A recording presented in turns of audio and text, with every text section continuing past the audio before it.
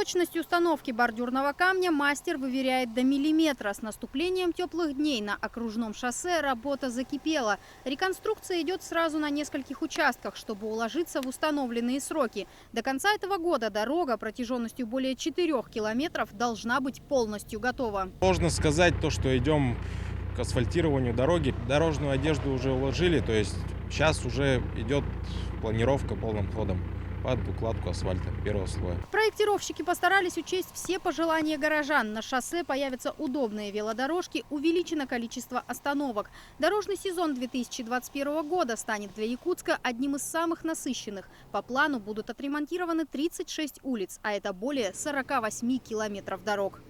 Пожалуй, одна из самых масштабных реконструкций в этом году ожидается на проспекте Ленина. Главную улицу столицы планируют отремонтировать в 2 этапа. Полностью обновленным проспект Ленина должен предстать к столетию Якутской ССР.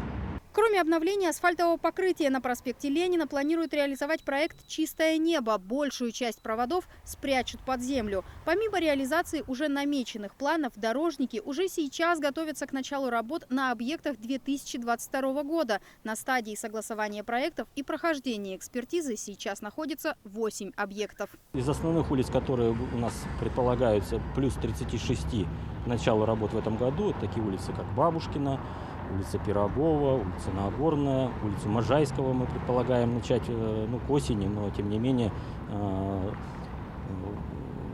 подписать контракт и подготовительные работы начинать по данным улицам.